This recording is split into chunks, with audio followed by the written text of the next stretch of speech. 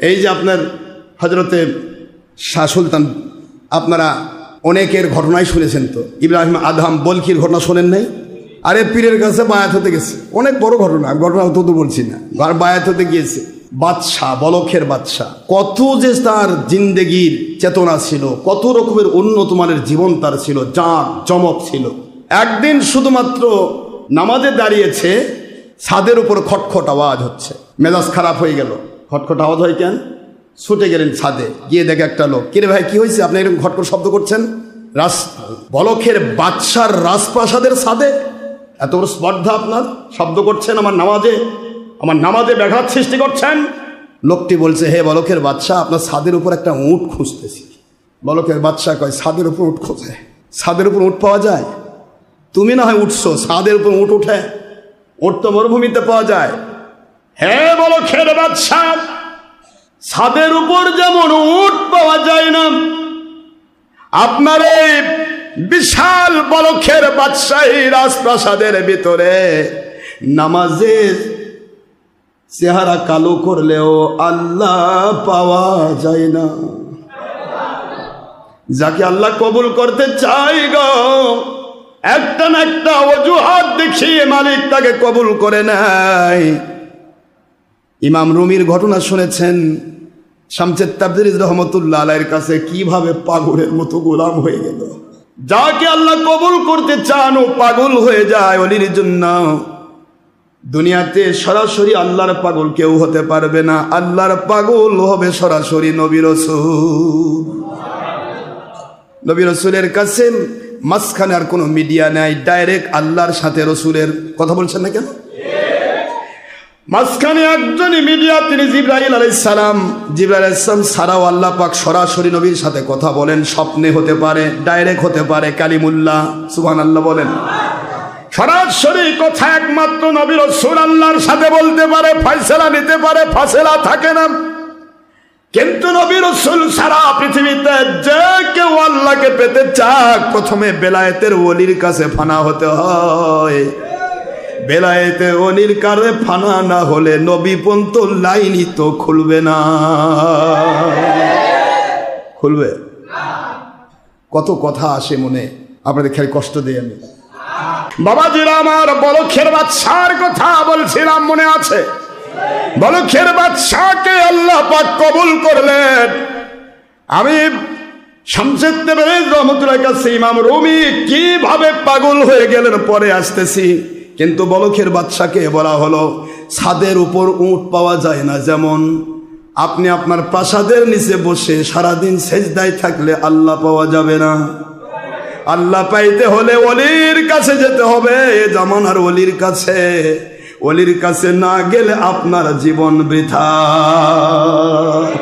পাগল হয়ে গেল, ওই লোকটি চলে গেল।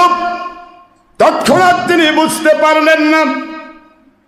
এরপরে ছাদের উপরে আবার গিয়ে দেখে লোকটা নাই, চারদিকে খোঁজ লাগানো, লোক গেল কই? এত তাড়াতাড়ি লোক তো উড়ে যাবে না, গেল কোথায়? কোনো রাত খুঁজে পাওয়া গেল না। বুঝতে পারলো বলখের বাদশাহ, আমার আল্লাহ আমাকে আর বাদশাহিতে চান না, আমার মালিক আমাকে বেলায়েতের গোলাম বানাতে চান। ছুটলেন পাগলের মতো, দৌড় দিলেন আল্লাহর অলির দরবারে। অলির দরবারে গেছে, অলির কাছে মালিকের কুদরতি এলকা হয়েছে, বলখের বাদশাহ আসতেছে। ওর ভিতর থেকে সব অহংকার, হিংসা, বিদ্বেষ দূর করে দেওয়ার জন্য যা দরকার আপনি করবেন, আমি আল্লাহ আপনাকে অর্ডার করলাম।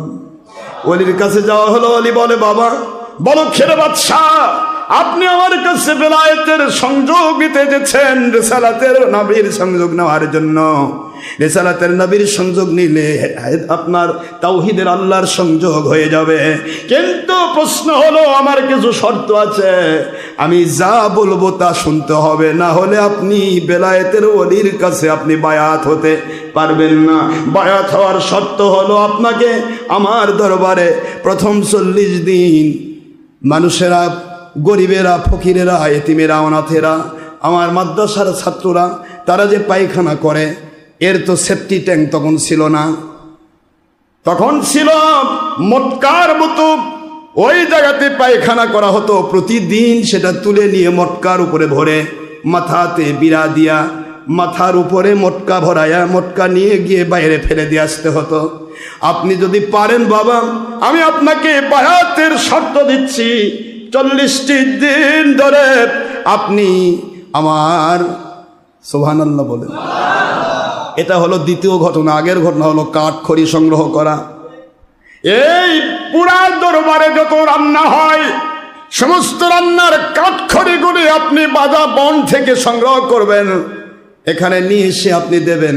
মতান্তরে খড়িগুলো আছে সিরে সিরে আপনাকে ব্যবস্থা করতে হবে, রান্নার জন্য ইন্ধন যোগান দিতে হবে। দিতে বলা হলো, উনি রাজি হয়ে গেলেন। বুঝতে পেরেছি আমার আল্লাহ আমাকে পরীক্ষা করছে, সুবহানাল্লাহ বলেন। পরীক্ষায় পাস করার জন্য পাগল হয়ে গেছে বলখের বাদশা আব্রাহাম, হযরত ইব্রাহিম আদম রহমতুল্লাহ আলাইহি পাগল হয়ে গেছে। আমি আমার আল্লাহকে খুশি করব, বেলায়েতের ওলিকে খুশি করার মধ্য দিয়া। এবার পাগল হয়ে তিনি খড়িগুলি সংগ্রহ করে নিয়ে যাচ্ছেন। মাথার উপর খড়ি, বলখের বাদশার মাথায়। আমার মুরিদদের যদি আমি বলতাম বাবা একটু খড়ি সংগ্রহ করো, বলবে এমন হুজুর রে, আমি একটা ভিআইপি লোক কাম করে লাগিয়ে দিচ্ছি। বলখের বাদশার চাইতে বড় ভিআইপি আর কে ছিল বাবা? ছিল? আহা, কি তার জিন্দেগি! আমি ওই জিন্দেগির জৌলুসের কথা বলতে চাই না, কাউকে ছোট বানাতে চাই না। বলখের বাদশাহ খড়ি নিয়ে যাচ্ছে। আল্লাহর ওলি অর্ডার দিলেন একজনকে, বাধাই করা খড়ির মধ্য থেকে একটা খড়ি পিছন থেকে টান দাও, দেখি তার মেজাজ কিরকম। এমনি তো মাথার উপর ভার, বাদশা তো কোনোদিন ভার বহন করে নাই। ভার তো এমনি গা ঘেমে হয়রান হয়ে যাচ্ছে বাদশা। এই বাধায় কিন্তু খড়ির বোঝা থেকে পিছন থেকে একটা খড়ি টান দেওয়া হলো। ওই খড়ি তো পড়লো না, আরো অনেকগুলো খড়ি আলগা হয়ে তার শরীর বেয়ে ঘেসে শরীরে আঘাত করে টাচ করে পড়ে গেল। এরপরে ওই খড়িটা ওই যেই ব্যক্তি টান দিয়েছে তার গায়েও লাগলো। সাত করে একটা চর লাগিয়ে দিয়ে বলে, বেটা কে কোত্থেকে গেছ অলির দরবারে? তুমি তো খড়ি বহন করাই জানো না, তুমি কিসের অলি হবে? চর মেরে দিল। চর খায়া বলে, তুমি জানো না আমি কে? যদি তুমি আমাকে জানতে আমি কে, তাহলে তুমি আমাকে এমন চর মারতে পারতে না। আমি হলাম বলখের বাদশা। আল্লাহর ওলি বলে, ওর গরম শেষ হয় নাই।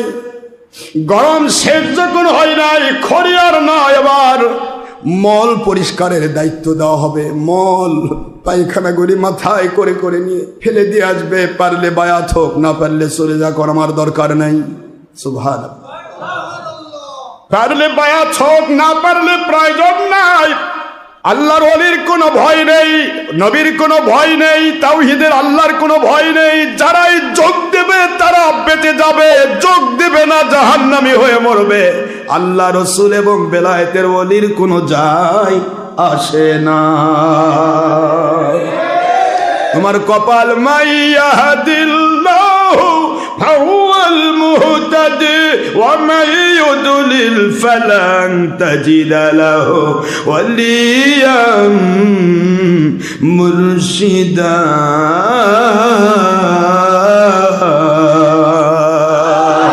যাদেরকে আমি হেদায়েতের মালা পরাই দিতে চাই, দুনিয়াতে রহমত শান্তি বরকত নিয়ামত দিতে চাই, আখিরাতে আমি আল্লাহ আমার নবীর সাথে ওলির সাথে জান্নাতি বানাতে চাই, তাদেরকে রসুল থাকতে রসুলের কাছে, রসুল না থাকলে উলিল আমর অলি মুর্শিদের কাছে আমি আল্লাহ পাক দয়া করে পাঠায়া দেই। যারা পথভ্রষ্ট হবে, গোমরাহ হবে, জাহান্নামী হবে, ধর্ম মানার দাবি করেও বাতিল 72 বাতিল হবে, গোমরাহ পথভ্রষ্ট হবে। এরা দুনিয়ার সব পাইতে পারে, বাহবা পাইতে পারে, টাকা পয়সার পাহাড় বানাতে পারে, রাজপ্রাসাদ বানাতে পারে, ফেরাউন নমরুদের মতো বিশাল রাজত্বের মালিক হয়ে যেতে পারে, এরা সব পাইতে পারে, কিন্তু এদের কপালে একটি জিনিস জুটবে না, ফালাং তাজিদা লাহু ওয়ালিয়াম মুরশিদা।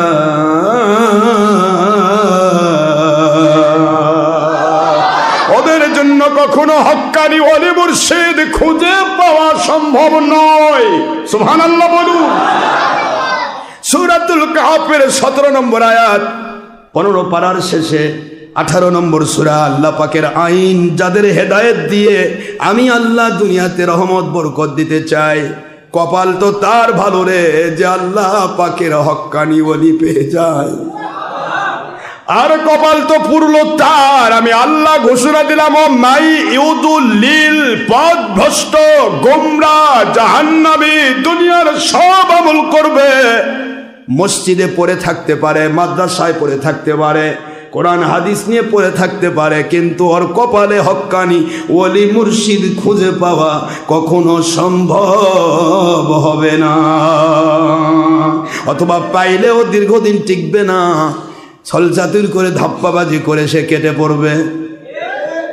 আমার বাবাজিরা, এটা যদি আল্লাহর কথা হয়, বলুন তো ওলি মুর্শিদ ছাড়া কি হেদায়েতের পথ আছে? আপনি আমাকে একটা আয়াত দেখবেন, মাই ইয়াহদিল্লাহ ফাহুয়াল মুফাসসির, মুহাদ্দিস, মুফাসসির, কোন কথা বলি, যাকে আমি হেদায়েত দিতে চাই তাকে আমি মুফাসসিরের কাছে পাঠাই, যাকে আমি হেদায়েত দিতে চাই তাকে আমি মুফতির কাছে পাঠাই, যাকে আমি হেদায়েত দিতে চাই তাকে আমি মুহাদ্দিসের কাছে পাঠাই, ওয়াইজিনের কাছে পাঠাই, বক্তার কাছে পাঠাই, মুবাল্লিগের কাছে পাঠাই। কথা বলছেন না কেন? না জিহাদ পারির কাছে পাঠাই? হিদায়াত দিতে চাই, ফাহুয়াল মুহতাদি, সেই ব্যক্তি হেদায়েতের ওলি মুর্শিদ পেয়ে যাবে। হেদায়েত নেই, মাইয়ুদুলিল, পথভ্রষ্ট, গোমরাহ, ওই ব্যক্তির জন্য এবার আপনি বলেন যে হেদায়েত পাবে না, যে পথভ্রষ্ট হবে, গোমরাহ হবে, ইসলাম দাবি করেও যারা বেঈমান হয়ে মরবে, এদের সিম্পটমটা যদি আল্লাহ দিতেন, ফালাং তাজিদা লাহু, তার জন্য কখনোই পাওয়া সম্ভব নয়। ওলিয়া মুর্শিদা না দিয়ে যদি মুহাদ্দিসান, মুফাসসিরান, মুফতিয়ান, কথা কয় নাকি, কারিয়ান, কারি পাইতো না। হেদায়েত যদি কপালে না থাকে তাহলে সে কারি পাবে না, হেদায়েত যদি কপালে না থাকলে তাহলে মুফতি পাবে না, মুহাদ্দিস পাবে না, মুফাসসির পাবে না, কোনো বক্তা পাবে না, ওয়াইজিন পাবে না, আন্তর্জাতিক খ্যাতি সম্পন্ন বক্তা পাবে না, এগুলো আছে। হেদায়েত যদি কপালে না থাকে, হেদায়েত যদি না হয়, পথভ্রষ্ট যদি হয়, ফালান তাজিদা লাহু ওলিয়া মুর্শিদা, তারা হেদায়েতের ওলি মুর্শিদ খুঁজে পাওয়া সম্ভব হবে না। হেদায়েতের ওলি মুর্শিদ খুঁজে না পাওয়ায় পথভ্রষ্টতা, এটাই হলো আমার আল্লাহর কোরআনের আইন। জোরে বলতে হবে সুবহানাল্লাহ। অহংকার নয়, হিংসা নয়, মিথ্যাচার নয়, লোভ নয়, কারো পকেট গুণা নয়, কারো বাড়িতে পরনারীর সাথে দেখা সাক্ষাৎ করে মজা লুটানো নয়। উদ্দেশ্য একটাই হবে, আমার আল্লাহ এবং রসুলকে নিজে মানা। বেলায়েতের ওলিদের দায়িত্ব অন্যদেরকে আল্লাহ এবং রসুল মানানোর আপ্রাণ চেষ্টা করা। এই চেষ্টার নাম জিহাদ। এরাই সৈনিক, এরাই মুজাহিদ, এরাই হবে 100 শহীদের মর্যাদা প্রাপ্ত নবীজির জান্নাতের সাথী ইনশাআল্লাহ। বাবাজি, বলখের বাদশার গল্প উদ্দেশ্য নয়, উদ্দেশ্য হলো আমাদেরকে একটু কন্ট্রোল করা। একটু যদি এক পীর ভাই কিছু কয় মাথা গরম হয়ে যায়, হাই রে কি তরিকত মানে, বলকের বাদশার চাইতেও কি মর্যাদাবান ব্যক্তি, কি তার পাওয়ার। সারা জীবন আপনার জিন্দেগি চলেছে বাতিল পথে, 2 নম্বরই পথে। হঠাৎ করে ওলির একটু গন্ধ পাচ্ছেন, তারপরেও মেজাজ খারাপ হচ্ছে, এমন দরবার কোনোদিন আসবো না। এই তুমি না আসলে কি হবে, ঠেকানি ছাগল কোথাকার। তোমার কে চাইছে? তোমার যদি হেদায়েত আল্লাহ না রাখে, আমি কে? হ্যাঁ, হেদায়েত যদি কপালে থাকে, তোমাকে আল্লাহর অর্ডার মানতে হবে। হক্কানি ওলিদের সাথী হতে থাকতে গেলে শয়তান ধাক্কাবে, বাতিল ফেরকা ধাক্কাবে, মৌলবি মুন্সি ধাক্কাবে, মা বাবা ধাক্কাবে, সবার মাথায় শয়তান ভর করবে, কিন্তু ওলির কাছে শয়তান যেতে পারবে না। যার কারণে শয়তান এত কান্নাকাটি, তোকে ধাক্কা দিয়ে ফেলে দিলেই যথেষ্ট, আর কিছু লাগবে না। ওলির কাছে যেতে গেলে ধাক্কা লাগবে, এই ধাক্কা সইতে গিয়ে ত্যাগ, তিতিক্ষা, পরাকাষ্ঠা, ধৈর্য লাগে। এই জন্য আমি অর্ডারই করলাম, অসবির ধৈর্যের সাথে ধৈর্যের পরাকাষ্ঠা দেখিয়ে ত্যাগ তিতিক্ষার ভিত্তি দিয়ে তোমার হাজার মেজাজ খারাপ হোক, তোমাকে কন্ট্রোল করতে হবে।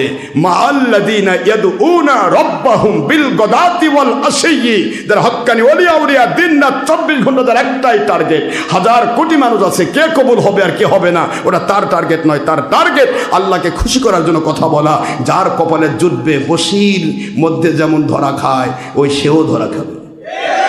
আর কপাল যার খারাপ ওটা খালি ছুটে বেড়াবে, একবার ধরা পড়বে সেটা এমন জায়গার ধরা পড়বে ওই হুইল বসির কাছে।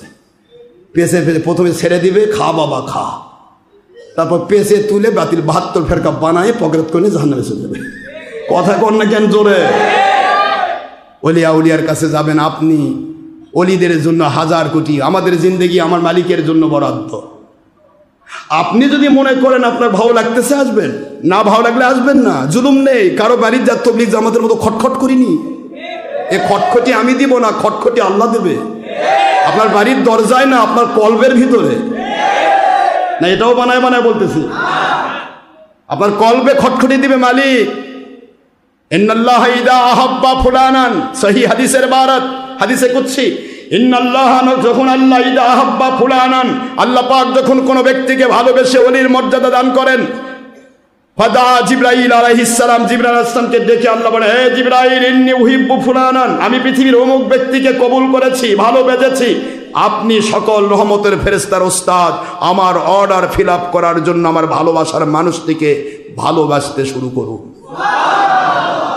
ফেরেশতার সর্দার জিবরাইল যাক ভালোবাসে, তোমার মতো ডেয়ার ব্যাটারি 2 নম্বরই করে আসবা, তার কোন ঠেকা।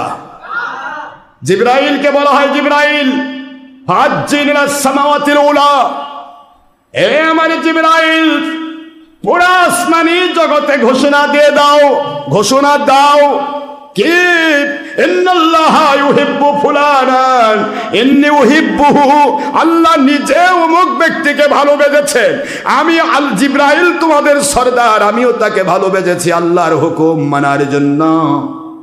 হে রহমতের crore crore billion trillion trillion রহমতের অগণিত ফেরেশতা, আমার আল্লাহর অর্ডার মানার জন্য তোমরাও তাকে ভালোবাসা শুরু করো। ফাহিব্বুহু, হাদিসের ইবারত, ফাহিব্বুহু, তোমরাও তাকে ভালোবাসা শুরু করো। আল্লাহ বলেন, আমার এখনো খুশি হই না, ইয়া জিবরাইল আদ্দিন ইলা সামাইদ দুনিয়া, দুনিয়ার নিকটতম আসমানে গিয়ে অর্ডার দিয়ে দাও, ইয়া আহলাদ দুনিয়া, এই যে আপনার কলবের মধ্যে ধাক্কা, আপনার কলবের দুয়ারে হিট হচ্ছে, খেয়াল করেন, ইয়া আহলাদ দুনিয়া, হে দুনিয়াবাসী, ইন্নাল্লাহা ইউহিব্বু ফুলানান, দুনিয়ার অমুকের বেটা অমুককে আল্লাহ ভালোবেসেছেন, আল্লাহ আমি জিবরাইল ভালোবেসেছি, ওয়াল মালাইকাতু কুল্লুহুম ইউহিব্বুনাহু, সকল রহমতের ফেরেশতারা তাকে ভালোবাসা শুরু করে দিয়েছে।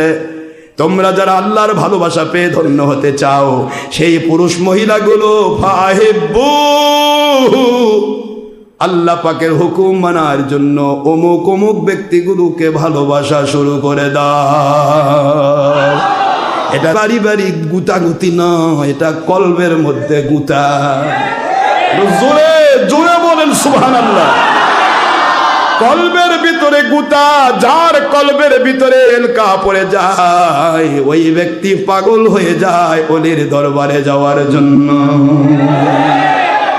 ওকে কাশি দিয়ে ধরে, যদি আপনি স্টিলের কাশি নয়, ওই যে গুনা তার দিয়ে বান্দা কাশি দিয়ে ধরেন, তবুও ছিঁড়ে যাবে। কারণ অসবির নাফসাকা মা আল্লাযীনা ইয়াদউনা রাব্বাহুম বিল গাদাতি ওয়াল আশি, আল্লাহর ওয়ার্ডার ওলির কাছে যেতে হলে তোমার ধৈর্য লাগবে। ধৈর্য হলো এক একটা বড় বড় রশি ভাঙ্গে দেওয়া। সুবহানাল্লাহ বলে, রশি দিয়ে তোমাকে বাঁধা হয়েছে, শয়তান ধাক্কা দিচ্ছে, বাতিল পথে গেলে কোটি কোটি টাকা পাবে, ধাক্কা সহ্য করতে গেলে রশি ছিঁড়তে হয়। শয়তান ধাক্কা দিচ্ছে, বাতিল পথে গেলে এমপি হতে পারবি, চেয়ারম্যান হতে পারবি। শয়তান ধাক্কা দিচ্ছে, চেয়ারম্যান তো হওয়া যাবে, ইসলামও মানা হলো, চেয়ারম্যানও হলো না রে বাবা, হয় না। মাঝখানে দুই দিকে দুই নৌকা দেন, দুই দিকে দুই পা দেন, চিরে ফাঁক হয়ে যাবেন, নৌকা আপনাকে গ্রহণ করবে না। একদিকে ইহুদির তৈরি করা গণতন্ত্রের নেংটি, আরেক আল্লাহ মানবেন হবে না। দুদিল বান্দা কলমা চোর, না পায় শ্মশান না পায় ঘোর, মাঝখানে চিরে জাহান্নামে ঢুকতে হবে বাবা। একদিকে জনগণই সকল ক্ষমতার উৎস, আরেকদিকে আল্লাহ আপনাকে ভালোবাসি। আল্লাহ কই কিরে ছাগল কিসকোস, আমি হলাম সর্বশক্তির উৎস। সারা জগৎ যদি এক জায়গায় হয়ে এক জায়গায়, আমি খালি কোন বলবো, জগৎ ধ্বংস করে ফেলবো। এ পাওয়ার আমার, আর তুমি মুখে বলতেছো জনগণ সকল ক্ষমতা উৎস। আর বাইরের মানুষ বোঝাচ্ছ না আল্লাহ সকল পাওয়ার। এ মুনাফিক, তোর মুখ কয়টা? ওয়াজের যায় বুঝাচ্ছে, ওয়াজ তাফসীর খুলে বুঝাচ্ছে আল্লাহ সকল পাওয়ার। এবার বাড়ি বাড়ি বেরিসল পাঠাচ্ছে, আমাদেরকে একটু ভোটটা দিয়েন। তা আল্লাহ সকল পাওয়ার, তা ভোটও আল্লাহ দিবে, তা বেরিসল বাড়ি পাঠাচ্ছে। এটা কোন নবীর সুন্নত? ভোট চাওয়া? এরা কি আমার প্রতি এমনি খ্যাপা? আশরাফ সিদ্দিকীর প্রতি একবার 100 নিবার চিন্তা করে দেখো, তোমার ঠ্যাং ভাঙে দিবে আল্লাহ। খালি রেডি হও, দেখো আমার মালিকের কুদরতি খেলাটা দেখো। এর সংযোগ কার সাথে একটু খেয়াল করে দেখবো। এই যত আওয়ামী লীগ সরকার ছিল, সুরেরা বলতো আওয়ামী লীগ করে, এত লোক ধরা খায়, উনি ধরা খায় না কেন? আর আমি ধরা খাবো কেন? আমার তো কানেকশন মালিকের সাথে, যাই ধরবার যাবে তার ঠ্যাং ভাঙবে। আর তোর কানেকশন যে দুনিয়ার দাদুরদের সাথে, তোর কানেকশন তো ভাঙবে, আমার কানেকশন তো ভাঙতে পারবে না ইনশাআল্লাহ। হয় আমি মরবো, নয়তো বা হকের উপরে টিকে থাকবো। একটা হবে, দুইটা হবে না ইনশাআল্লাহ। বলেন জোরে।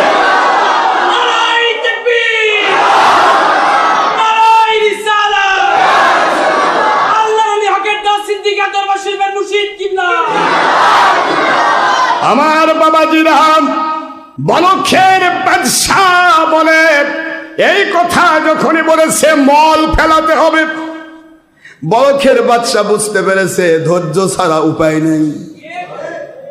ধৈর্য ছাড়া আমি বেলায়েতের ওলি হতে পারবো না, আবার বাদশাহীও করতে পারবো না। যেখানে উট খুঁজতেছে ছাদের উপর, এবার যদি বাদশাহীর রশি ধরি, ওই ছাদ ধুসে দিতে আমার আল্লাহর সময় লাগবে না।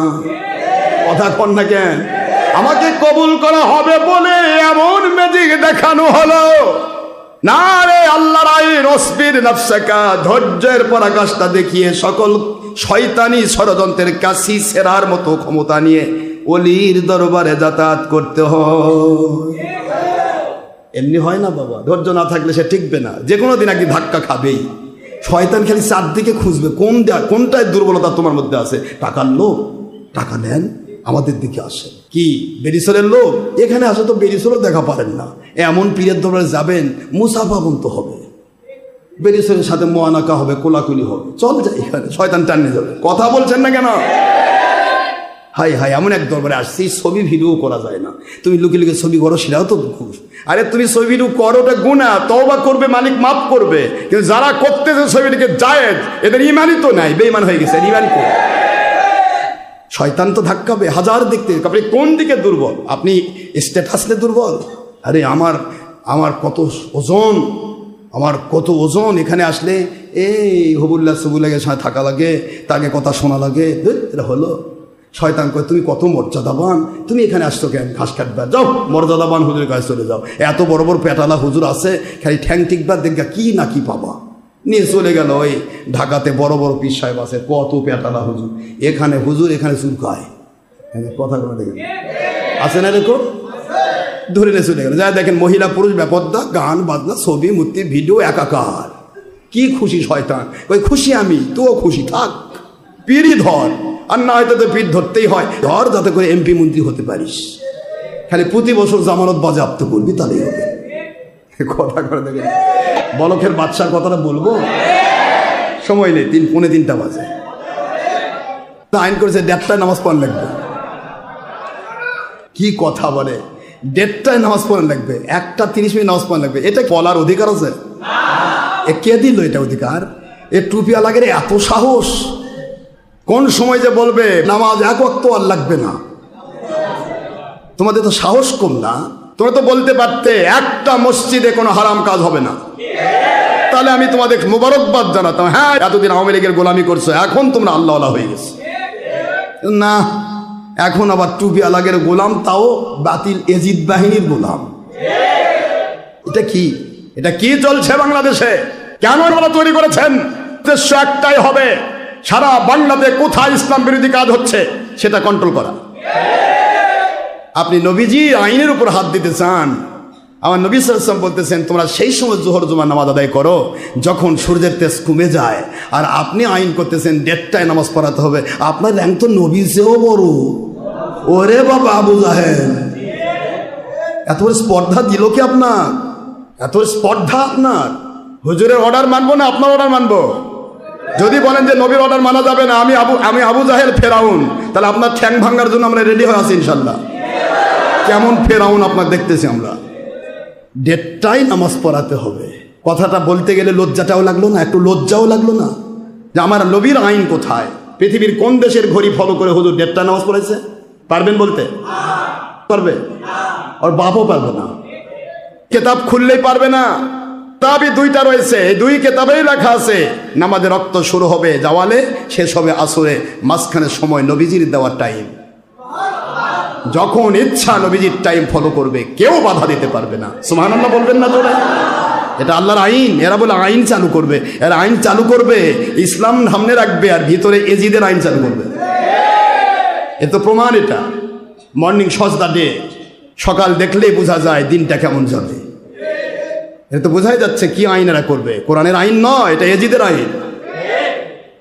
আপনাকে এই কথা বলা উচিত ছিল, নবীজির আইন আবরিদু বুখারীর ইবারত, তোমরা জোহর জুমার অর্থ হলো ওই সময় নামাজ আদায় করো যে সময় সূর্যের তেজ ঠান্ডা হয়ে যায়। আমরা দেখেছি সূর্যের তেজ কমে যায় 3টার পর। প্রতিটি মসজিদে 3টার পর নামাজ শুরু হবে। এটা আমার নবীর আইন, আল্লাহর আইন। এই আইনটা আপনাদের দেওয়া উচিত ছিল, এই আইনটা আপনাদের দেওয়া উচিত ছিল। আপনি 1:30টায় কার আইন দিচ্ছেন? প্রত্যেকটা মসজিদ শহীদ হচ্ছে, বিরুদ্ধে কোনো কথা নেই। প্রতিটা মসজিদ এখন মহিলা জামাত চালু হচ্ছে, তার বিরুদ্ধে আপনাদের কোনো আইন নেই।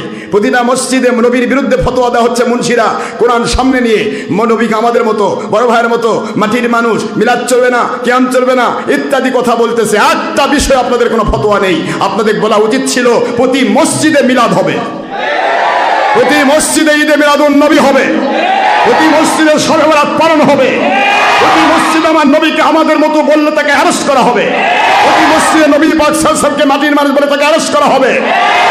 এগুলি আইন আপনাদের করা উচিত ছিল। তা না করে আমার নবীজির আইনের উপর আপনার হাত দিয়ে ঈমান হারাতে যাচ্ছেন। আমার বাবাজিরা, বলখের বাদশা এইবার সমস্ত মলগুলি পায়খানা থেকে উঠায়া মটকার ভিতরে ঢুকাইছে। মটকা ঢুকায়া বিরা মাথার উপর দিয়া, মটকা পায়খানা মলের মটকা মাথায় নিয়া ফেলে দেওয়ার জন্য এরকম সবিল বা নদীতে সাইডে যাচ্ছেন। অর্ডার দেওয়া হলো মটকাতে গুতা দিয়া, মটকাকে গুতা দিয়া ভেঙ্গে দাও, দেখি তার ক্ষমতা কদ্দূর গেছে। পায়খানার মলের মটকা মাথায় এবার একজন গুতা দিয়ে দিল। মটকা হয়তো কিসের? মাটির মটকা, চিনেন না? আমরা আগে চাল রাখতাম মটকা, বড় বড় মটকা, হ্যাঁ, এটাতে গুঁড়ো রাখা হয় বিভিন্ন কিছু। গুতা দেওয়া হলো ঠিক লাঠি বরাবর, ওই রকম গুতা দেওয়ার সাথে সাথে মটকা ভেঙে গেল। ভাঙ্গা মটকা থেকে সমস্ত ছাত্রদের, সাধারণ মানুষের, গরিব মিসকিনের, ওই সমস্ত মুরিদদের পায়খানাগুলো, মলগুলো, এগুলি গড়ে গড়ে গড়ে গড়ে বলখের বাদশার পুরা শরীর গড়ে গড়ে মেখে চলে গেল। এরপরে আবার একজন সর্দে বলে, একটা পায়খানা সাফ করার মতো ক্ষমতা নেয়, আপনি কিসের অলি হবার আসছেন? এবার হাত ধরে বলে, ভাই রে, চর তো তুমি মেরেছ, কিন্তু আমি মনে করতেছি তুমি ব্যথা তো পাও নাই। তোমার হাতে কি ব্যথা লাগছে নাকি? আমাকে চর মেরে যদি ব্যথা লাগে আমাকে মাফ করে দিও। আমার শরীরে চর মেরে যদি, থাপ্পড় মেরে যদি তোমার হাতে ব্যথা লেগে যায়, ভাই তুমি আমার পীর ভাই, তুমি আমার আদরের পীর ভাই। শুনেছি দুনিয়ার সব ধ্বংস হবে, পীর ভাই একসাথে আল্লাহর জান্নাতে নবী এবং অলির সাথে সাথে হয়ে থাকবে। তুমি আমার জান্নাতের ভাই, তোমার হাতে যদি ব্যথা পাও আল্লাহর কাছে কি জবাব দেব? আমাকে মাফ করে দিও ভাই। সঙ্গে সঙ্গে আওয়াজ হচ্ছে আল্লাহর পক্ষ থেকে, আজ থেকে বলখের বাদশার বাদশা নয় গো, আমি আল্লাহ তাকে সুলতানুল আউলিয়া বানায়া দিলাম।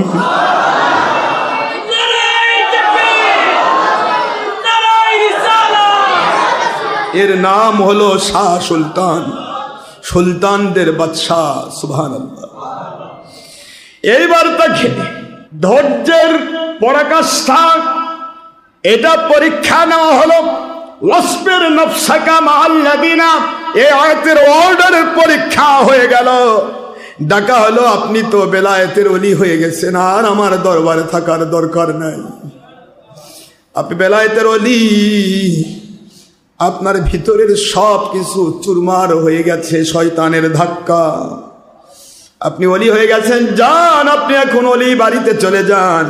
বলখের বাদশার দিল তৈরি হয়ে গেল, চলে গেল ভারতীয় সাগরের মাঝখান দিয়ে চলছেন। হঠাৎ করে তার মন্ত্রীর সাথে দেখা। মন্ত্রী বলে, হুজুর ছাড়, ও বলখের বাদশা, পুরো এরিয়া পাগল হয়ে গেছে, বাদশা নাই, আমরা পাগলের মতো আপনাকে খুঁজতেছি, আপনি কোথায়, আপনি কোথায়, আর এখানে কি করছেন? সেরা কাপড় নিজের হাতে সেলাই করছেন। বুঝলাম না বাদশাহ কেমন কন্ডিশন, পাগল হয়ে গেছেন কিনা? কয় না রে মন্ত্রী, না পাগল হই নাই, এতদিন আমি কোথাকার বাদশাহ? কয় বলখের বাদশাহ। এবার তুমি দেখো মন্ত্রী, আমার মালিক আমাকে কি বানাইছে। সেলাই করা সইটা নিয়ে আস্তে করে সাগরের ভিতরে ফেলে দিলেন। ফেলে দেওয়ার পর বলে, সাগরের বাসিন্দা, আমার আল্লাহর দয়ায় আমার সুইটা তোমরা ফিরিয়ে দাও। মন্ত্রী থেকে পাগল হয়ে যায়। মন্ত্রী বলে, কেমন কথা? সাগরের বাসিন্দা, মৎস্যকুল, কামথাঙ্গর কুমির, এরা কি কথা শুনবে? কাকে আপনি আদেশ করতেছেন? মুহূর্তের ভিতরে দেখা যায় বড় বড় মাছ, কামত, কুমির, হাঙ্গর চোখের মধ্যে সুচ ফুটায় নিয়ে এসে বলতেছে, আপনার সুচ গ্রহণ করেন। বলে, না এটা আবার সুই নয়, সোনার সুই আমি ফেলাই না, আমি ফেলাইছি লোহার সুই। মুহূর্তের মধ্যে একটা তিমি এসে লোহার সুই তার ফেলে দেওয়াটা নিয়ে এসে দিয়ে দিলেন। গ্রহণ করে বলে, রে মন্ত্রী, এতদিন বলখের বাদশাহ, এবার আমার আল্লাহ পাক কুল কায়নাতের বাদশাহ বানায়া দিয়েছে।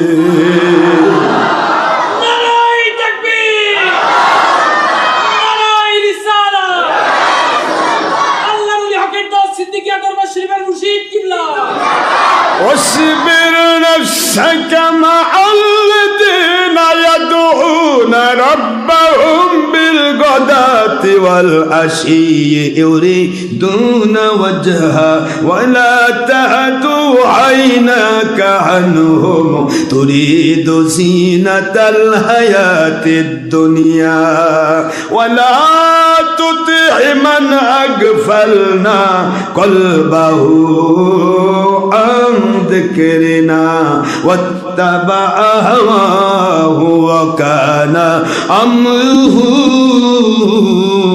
فرطا।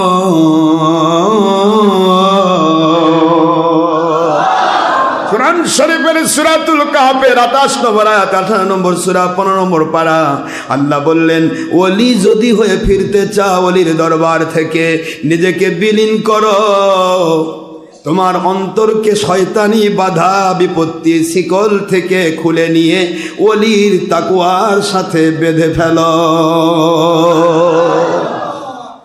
তাছাড়া আপনি ওলি হতে পারবেন না। ওলির দরবার থেকে হিংসা থাকে, অহংকার থাকে, তাহলে আপনি ওলি হয়ে ঘুরবেন না, ঘুরবেন শয়তান হয়ে। মানুষ বলবে, এমন ওলির দরবারে গেল রে, শয়তান হয়ে আসছে। ওলির দোষ নাই, দোষটা আপনার। ওলি তো ওলি।